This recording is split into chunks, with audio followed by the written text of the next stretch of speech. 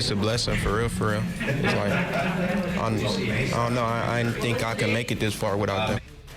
He is Kent County's youngest killer. 5 years later, he's opening up for the first time.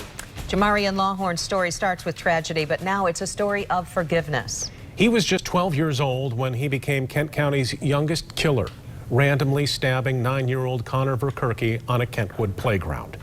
Today, he's all grown up, 17 years old. After his court hearing today, he talked with News 8's Ken Kolker about his childhood, about the death, and about the forgiveness he didn't think he deserved. Jamarion Lawhorn was in court today for a regular hearing, an update on his progress toward rehabilitation and freedom, but it turned into so much more. At his first court hearing 5 years ago, Jamarion Lawhorn wore shackles. Today, at his review hearing, he smiled more than once. The grandmother of his victim sat in the courtroom behind him to support him. I feel like as growing up, this was the love I needed, and this the love I'm getting now. Lawhorn stabbed Connor Verkerke at random in 2014 with a kitchen knife, believing that responding police would kill him and end what was a miserable childhood.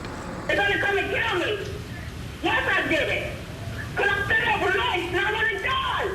He had been abused by his mom and stepdad. I had no right to kill Connor. I killed him out of anger that I was feeling. And it's only for me. It's like, it's time for me to make it right, to own up to my mistakes and just give back to the community for what I took. Since the death, he has been locked up and getting counseling at the Muskegon River Youth Home near Everett. He's in the 11th grade, is planning for college. It kind of sounds like a broken record at this point, but that's a good broken record because what I mean by that is that Jamarion continues to do extremely well. Today, the judge gave him permission to take excursions with his victim's grandmother, who already visits him regularly and even wrote a book about the case. He wants to go to the YMCA and maybe movies and yeah, just wherever he wants, some adventures. Yeah. The judge also approved excursions with a former juvenile detention worker and a woman who writes and visits Lawhorn often. Honestly, one thing I really struggle with is forgiveness, because I just never understood how Miss Tony could forgive me for what I did. And it's like, I just want to prove to the world that I'm not who they thought I was that day. What's Jamarion going to be in 10 years? I mean, I want to help people that's in a situation like what I was in, to honor them, because there's a lot of people out there that need that help, a lot. Lawhorn will continue to live at the juvenile facility near Everett until he's about 19. That's if the judge can rule that he's been rehabilitated. Wow, that is a powerful story.